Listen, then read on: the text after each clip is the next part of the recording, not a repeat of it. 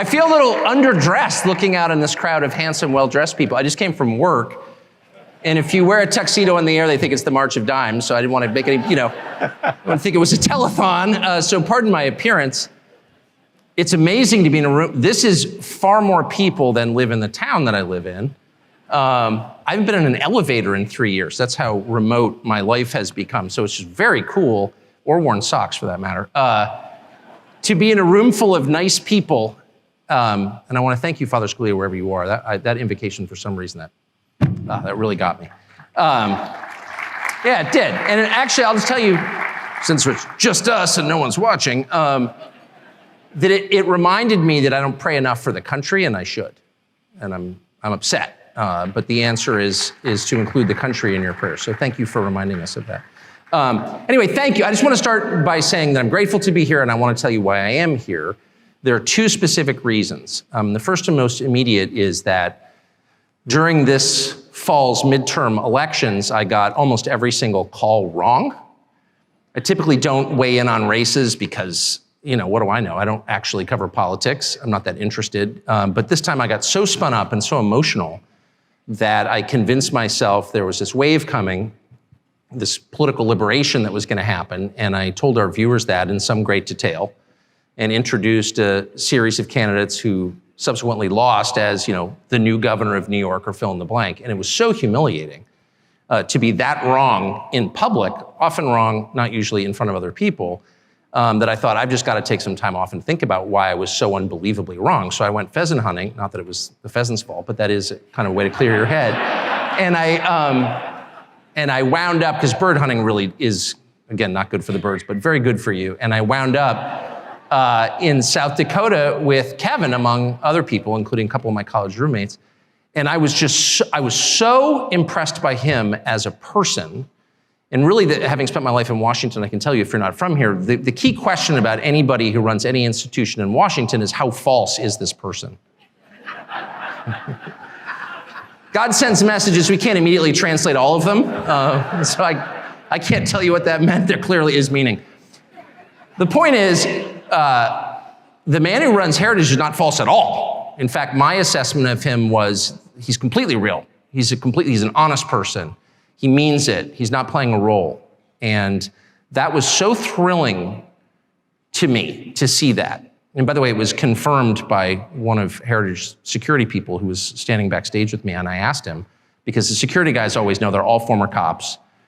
They've seen everything. They have seen humanity in various states of drunken undress. Like, you can't shock them. And they know who's real and who's not. And I asked, what do you think? And one of them said to me, to my face, I would go to war for him. And I thought, and these are the kind of people who will tell you the truth. I mean, why would he lie to me? I don't even know his name, but he meant it. And so to see a leader, a real leader at the helm of an institution that matters, that has the kind of throw weight that Heritage does, was absolutely thrilling for me. Because the story of the last decade is the collapse of leadership, not of the population. The people remain noble and decent, so far as I can tell. I still live here, I'm never leaving. We have good people, we have terrible people in charge. And not just of our government, but of the institutions that I grew up in, the Episcopal Church, my high school. I could just go on and on and on. They're all run by weak people. And it's the same in marriage. Weak husband causes angry wife. Weak leaders cause an angry country. That's true. And to see someone who's not a weak leader at the helm of Heritage just thrilled me. So I wanted to come for that reason, just being totally blunt with you. And the second reason is to pay homage and to give some measure of thanks to Ed Fulner for giving me my first job, which changed my life. And to say I was not a promising hire would be an understatement. It's not false modesty. In fact, if anything, I'm underplaying it. But I was leaving college without a degree or a job and attempting to marry my girlfriend, which I subsequently did, and ran into this giant roadblock in the form of her Episcopal priest father who said, no, job first. And not only did I not have a job, I had no idea what I wanted to do. And so I applied to a couple of different places, the CIA, if you can even imagine, some boarding school in Rabat, because I thought, Morocco, lower standards, maybe they'll hire me. No. And I wound up at Heritage, as you heard, as a fact checker, copy editor at Policy Review, the quarterly magazine of the Heritage Foundation. And that job absolutely changed my life. I was paid $14,000 a year plus a $100 bill for Christmas, which Dr. Fulner gave out personally to the entire staff, at least half of whom went downstairs and bought liquor with it at the liquor store, which I think is now part of the intern housing. But it was a long time ago. It was so long ago I smoked in my office. That's how long ago it was. That's like riding a mule to work, just to put it in the context of American history. Smoke in your office? Yeah, I did. In fact, Matt Spalding told me to stop one day, and I thought, wow, this modernization program is moving too fast for me. I can't deal with it. I've always been conservative in the truest sense. But Matt, you were right, and I quit. And anyway. But yes, it was a long time ago. And in the course of that job, though I didn't get rich, to be honest with you, I did learn what I wanted to do with the rest of my life, which was become a journalist. And that was really under the guidance of a man called Adam Meyerson, who ran it, who was, that was 32 years ago. And to this day, he really is the kindest person I've ever worked for. Just kind and patient. And exactly, he thought I was completely nuts. He thought I was a lunatic. And I could tell he thought that. But he was patient with me through my entire year and a half there, helped me get my next job at a newspaper in Arkansas because no one else would hire me, but he set me up with this job. He walked into my cubicle and said, "Do you want to move to Arkansas?" And so I called my bride, who was a religion teacher at the local Episcopal school, and I said, "Do you want to move to Arkansas?" And what a wonderful woman she's turned out to be. And she said, "Of course. Is that near Colorado?" Quote. But she was willing to go there. Very much a Northeasterner at heart, but and we did, and we loved it. But I got there because Adam Meyerson felt that it was his job to help me get my next job, because his job was to train up reasonable people and put them in journalism, even if it meant sending them to Arkansas. And I was thinking about Heritage this morning in the shower, not a place I think about it, but I did today. And what makes it great, and one of the best things about Heritage over time, longitudinally, 50 years say, is that Heritage has always hired a lot of people. And that is an underrated thing. It really is. Giving people a job, even if it's 14 grand a year plus a $100 bill for liquor, you change someone's life. You put them on a trajectory. At least that's true for me. I mean, I had not succeeded in school, to put it mildly. And I did not feel, I always felt like I was smart. Not one other person felt that way. Until I got to Heritage. I'm not sure they were super impressed, but they treated me like an adult. Because they had high intellectual standards. They were standards of honesty. And the idea at Heritage when I worked there wasn't just that we're fighting this war against the other side, of course. But it did not logically follow from that at Heritage that you could say whatever you wanted. Just because the other side was rotten didn't mean you could be rotten. They really hewed to the highest standards of factual accuracy, to intellectual honesty. They really meant it. They did. And even if you didn't agree with them, they were very serious about it. They were intellectually serious people, every single person I worked with. The receptionist in the office at Policy Review was going to school at night to learn Russian. And then the week I started at Policy Review, the Soviet Union collapsed, which was an amazing thing. The coup against Gorbachev in the third week of August 1991 was the week I started at Heritage. And in retrospect, of course, you never appreciate the significance of things as they happen to you. You can't really know what the movie's about until it ends. But at the time, we didn't really appreciate how, well, two things. One, our entire political orientation was based on this war between the United States and the Soviet Union, this Cold War, but very much a war. And every part of our politics, as you well remember, those of you my age and older remember, every part of our politics revolved around that central conflict. We were in conflict with a country that was both anti-markets and anti-Christian. And that put in stark relief our own beliefs. And what would happen when that ended, when there wasn't that clear contrast? That's the first thing. And of course, the second thing is we could never have known the third week of August 1991, as we saw totalitarianism die, that it would ever come here. We just couldn't imagine that. We believe that victories were permanent. They're not, of course. That's the first lesson of history. Nothing is permanent except our own demise and God. But we didn't kind of get that. If you told me then that this week the Department of Justice would have indicted a group of people I don't agree with, by the way, on a lot of different issues, black nationalist socialists from Florida, okay, kind of not my demographic, but would have indicted them for criticizing the US position, the Biden administration's position on the war in Ukraine, and charged them with felonies for which they're each facing 10 years in prison. If you told me that could happen here, I would have laughed at you. No, we have a First Amendment. That can't happen here, but it has, that and a lot of other things, which are gravely unsettling, actually, in people who were rooted in the Cold War story and the reality of the Cold War, again, my age, 53, kind of know where that goes. So the purpose of my talk, which by the way, I will keep brief, I'm an inveterate talker, I can literally talk forever. You can't even imagine my capacity for loquaciousness. I mean, it has no end, it's a bottomless well. If you dropped a quarter off the observation deck of the Empire State Building, how long would it take to hit the sidewalk? That was always what we talked about when we were kids. You would never hear it. In my case, I can literally go on first. So I will stop, and Kevin and I are going to have a conversation which I think will be much more edifying. But I would just say two things about the present moment, because I think about them all the time. And I brood on this constantly. And then I take every afternoon, because fundamentally I'm Swedish, I take a sauna every day. As a rest, I do, I'm not kidding, every single day, never miss it. And my whole family does. It's like our one cultural contribution. Oh, we're Swedish, ooh, it's a very deep ethnicity. Oh yes, a lot of Swedish traditions. You should hear our comedy, it's hilarious. But the one thing I do is take a sauna to kind of get out of my head and get away from all this stuff, and I never can, and I just use my time in the sauna to brood more. But here are two conclusions I've come to, which I think are slightly less depressing than the most obvious, which is the country's really going at high speed in the wrong direction. Yeah, no kidding.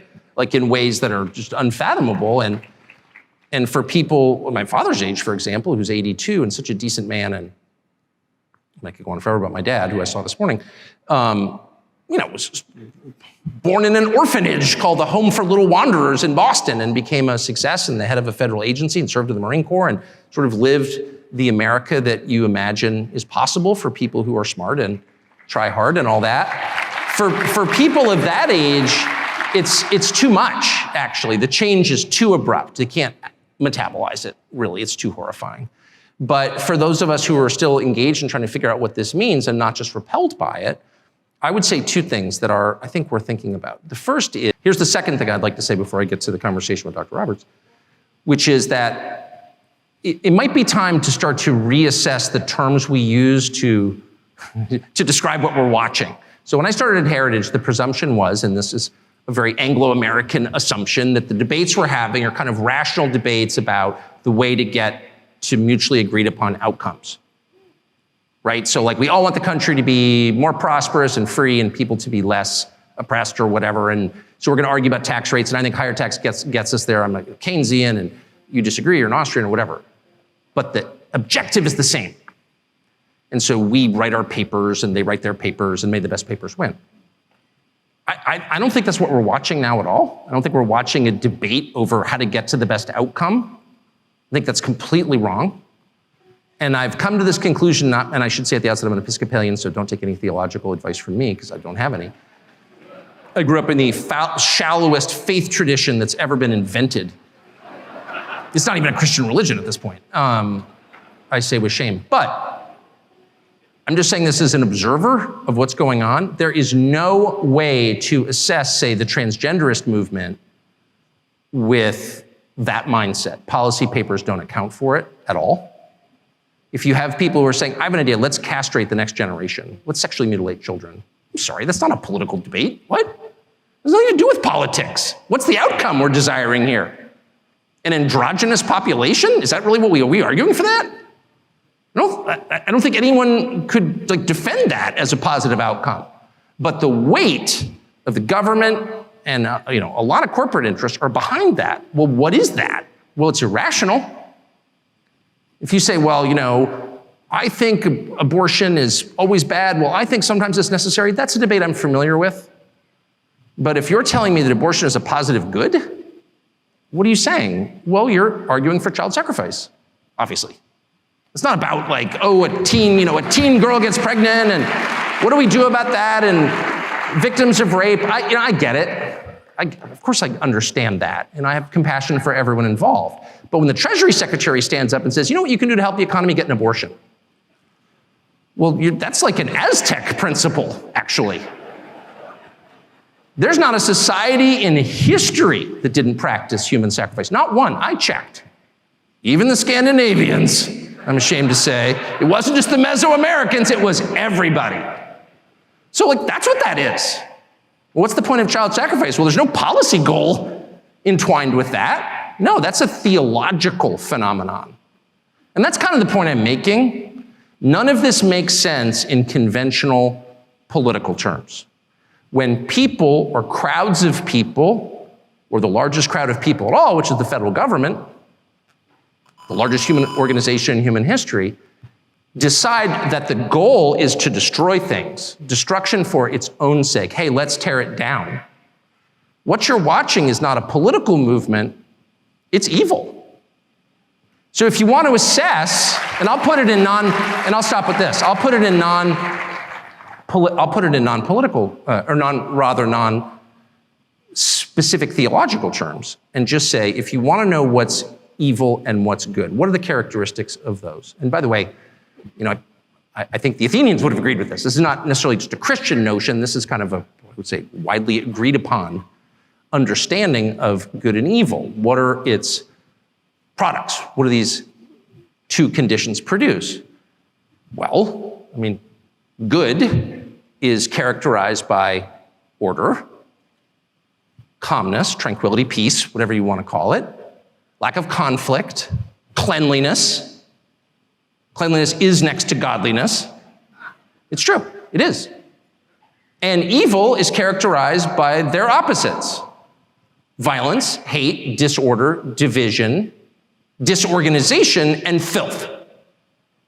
So if you are all in on the things that produce the latter basket of outcomes, what you're really advocating for is evil. That's just true. I'm not calling for religious war, far from it.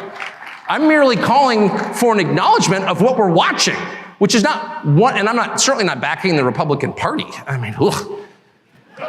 not making a partisan point at all. I'm just noting what's super obvious. Like, those of us who are in our mid-50s are caught in the past in the way that we think about this. One side's like, no, I've got this idea, and we've got this idea, and let's have a debate about our ideas. They don't want a debate. Those ideas won't produce outcomes that any rational person would want under any circumstances. Those are manifestations of some larger force acting upon us. It's just so obvious. It's completely obvious. And I think two things. One, we should say that and stop engaging in these totally fraudulent debates where we are using the terms that we used in 1991 when I started at Heritage, as if maybe, I could just win the debate if I marshaled more facts. I've tried that, doesn't work.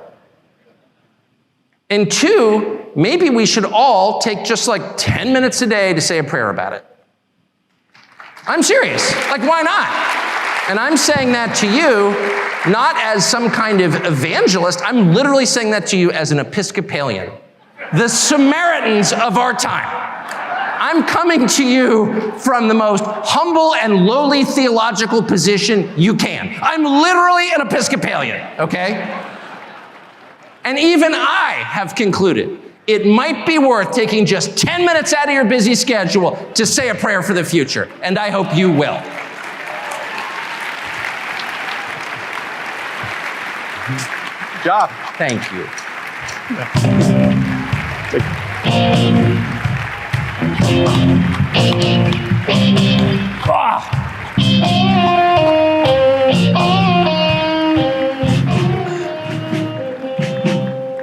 Oh man, the chance to interview Tucker Carlson. Do I have some questions?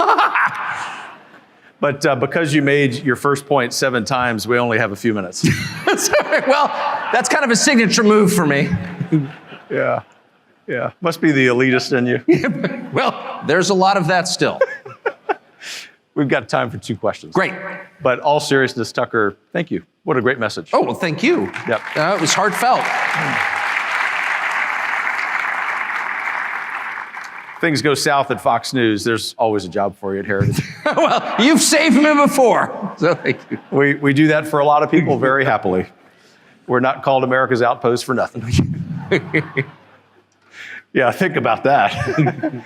First question, all kidding and sarcasm aside.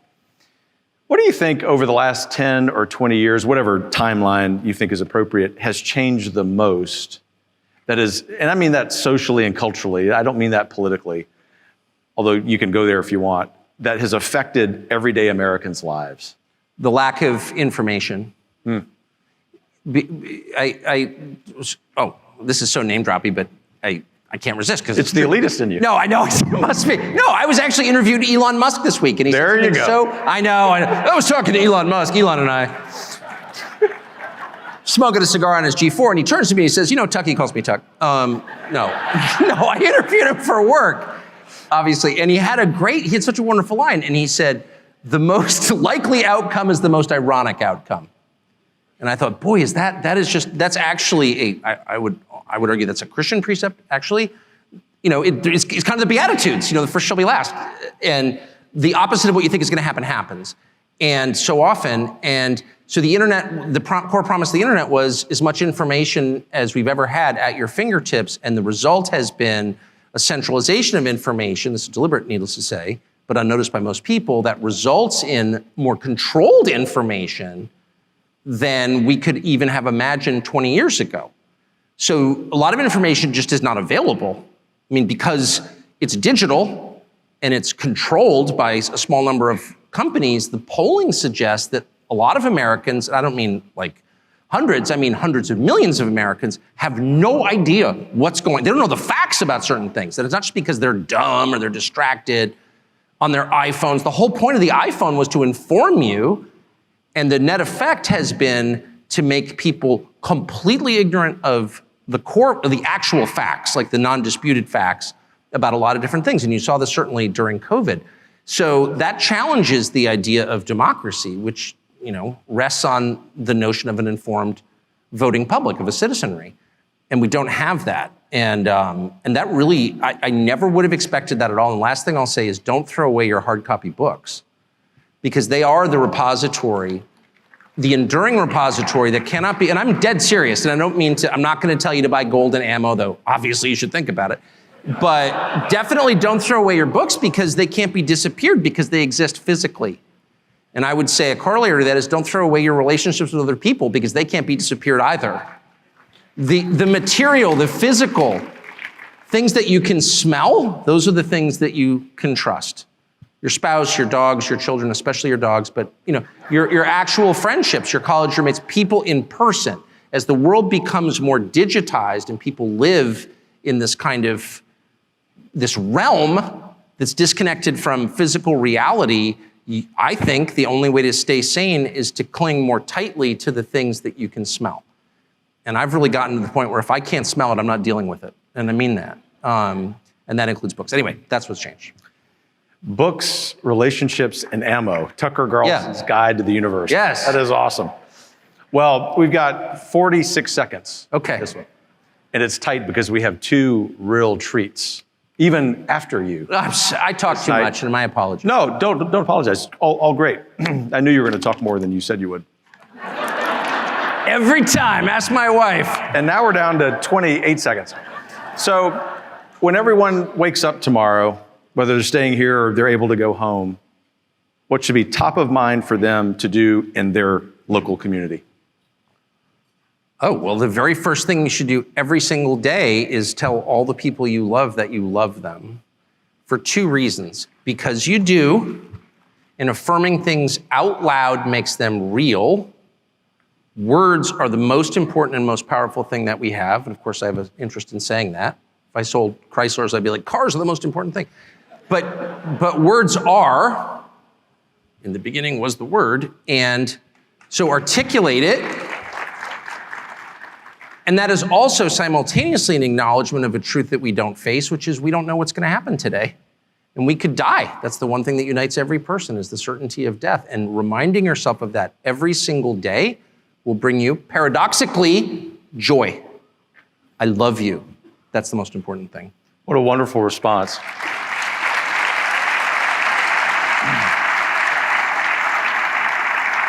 In a lot of ways, that's a fitting way, not for just you and me, to conclude our brief conversation. Sorry.